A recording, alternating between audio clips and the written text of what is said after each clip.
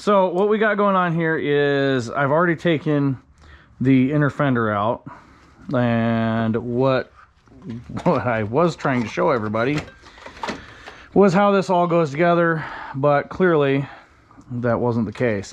Anyway, this isn't the primary focus of this video, or this car is not the primary focus of what I've got going on for the channel, or for this section of the channel. So the objective here is I'm trying to get to the head so I can pull it off, right?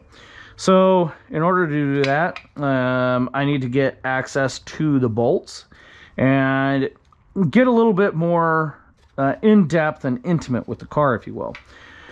So I took off the inner fender, and you know, it's just what it is. So I had step-by-step on how to do that, which was fantastic, but it is what it is. It's over, it's done, whatever. I can be frustrated about it.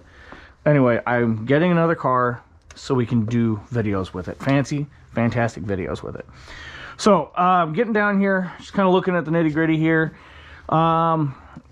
So the point I was making in my attempt to make this point a little bit ago was that this area right here has a few screws that go in here that are pointed, and they have a pretty aggressive thread. Okay, so basically this car is galvanized. The steel on this is galvanized, so that the point is I'm making is it's very unlikely, unless there's some damage, to compromise the galvanization, or if there is poor galvanization from the factory, which I've seen examples of these that are affected by that.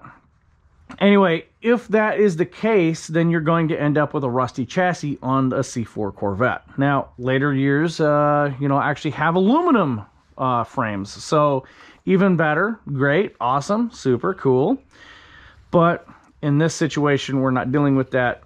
The point was that I was making is when you peel your car apart, you'll see that I've got a little bit of dirt kind of caked on here. And the reason why is because I want my bolts to stay nice, and I want them to be in good shape. Now, I do spray this area here with a product called fluid film. The company that makes PB Blaster makes that product. Now, the reason why I use that stuff is because it keeps control. It basically seals the metal. All right. It makes it to where it's a self-healing product, where if you spray it on, it does tend to accumulate dirt. You know, as you can see in here, it does tend to accumulate dirt.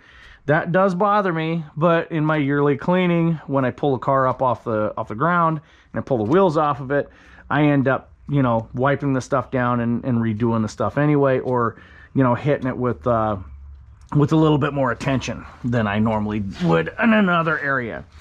Now, one big area that these cars do tend to rust, and people don't pay attention to it, they don't see it, is right here. And the reason why, you have your brake, which could leak and compromise the paint, the coating on the frame.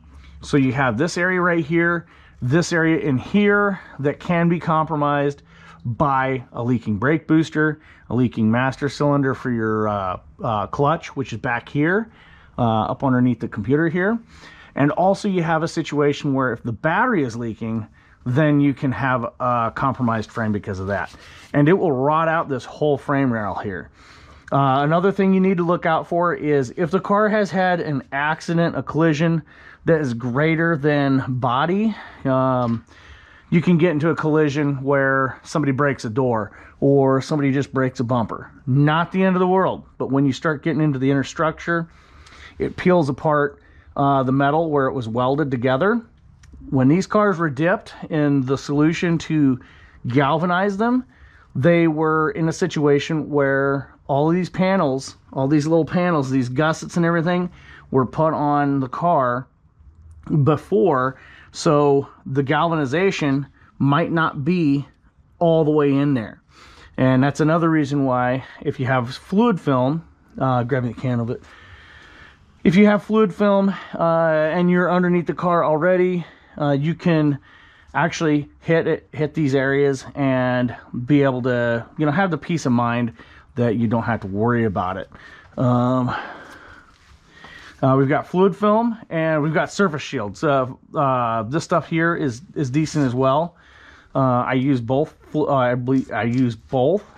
I particularly use PB. I'm sorry, I misquoted myself. The PB Blaster is the surface shield, and the fluid film is its own thing. I forget who makes this. Eureka Chemical Company. Anyway, you can use both of these products and be happy with the result for both. The fluid film is a little bit heavier, and I'll show you right now just what this kind of looks like. Try not to get it on your spring, but just kind of, that's what it does. So that right there will stick there, and it will end up, it'll attract a bunch of dirt, but you know what it's not going to let happen. Everywhere where this just got sprayed on, it's not ever going to rust. So that's the one cool thing that I like about it.